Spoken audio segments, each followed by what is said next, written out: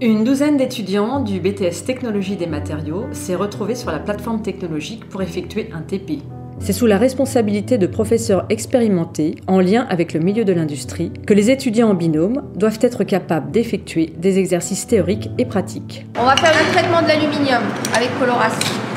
Ici et ici, comme ça, et de là à là. Vous voyez ? Il faut qu'il y ait 2 appuis ici et 2 appuis là. Sinon, si vous n'arrivez pas, il faudra essayer de faire un U et maintenir la pièce à l'intérieur. Ça sera plus facile. Pour le recrutement, quels sont les dossiers qui nous intéressent ? Tout simplement, on regarde les bulletins scolaires, on regarde les notes en physique-chimie, en mathématiques et également en langue vivante. Il faut que les élèves soient capables de décrypter des dossiers en anglais. Je voulais toujours travailler dans l'aéronautique. J'aimais bien tout ce qui est métaux nobles, donc or, argent, etc.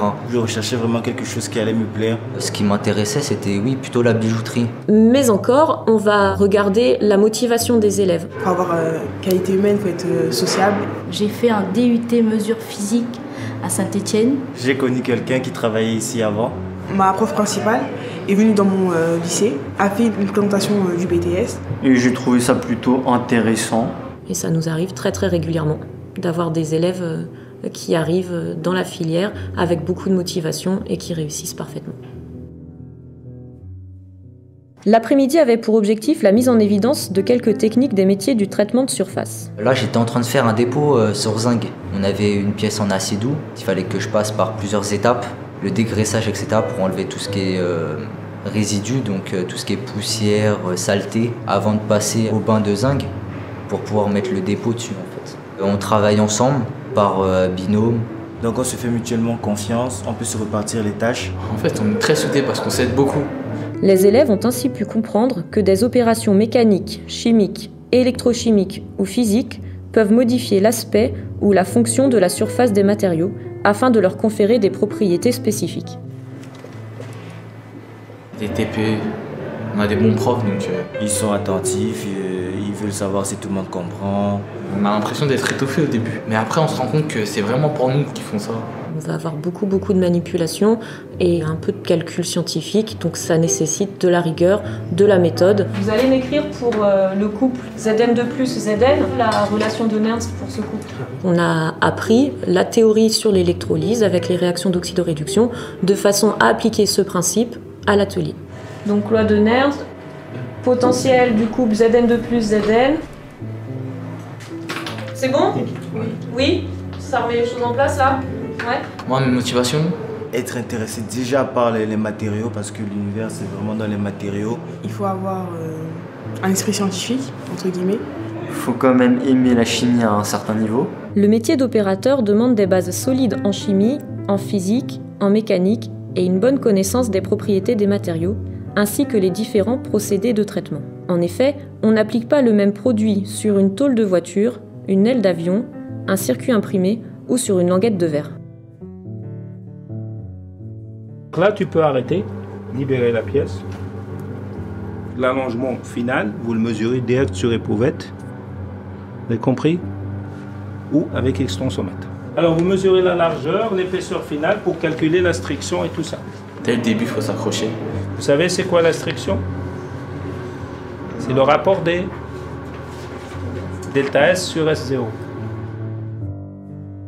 Polir la surface d'une pierre précieuse, empêcher une carrosserie de rouiller, rendre un ski plus lisse, donner une texture à une peinture, raviver l'éclat de l'argenterie, voici autant de missions confiées à l'opérateur en traitement des matériaux. Je calcule les volumes et les surfaces à traiter, je prépare les produits nécessaires, je procède au réglage des équipements, je corrige les dérives éventuelles et j'entretiens les installations. Et à chaque étape de la fabrication jusqu'au moment de l'expédition des pièces, je procède au contrôle de la qualité avec un rapporteur d'angle, un pied à coulisse, un appareil à mesurer la dureté de l'aluminium. C'est un travail qui demande pas mal de rigueur. Ces opérations de traitement de surface sont effectuées par une multitude de petites entreprises sous-traitantes pour le compte de grands groupes industriels dans les domaines de l'automobile, de la construction navale, ferroviaire et aéronautique, de la métallurgie, de l'équipement ménager, de l'ameublement et du matériel de bureau, de l'optique-lunetterie, de la bijouterie.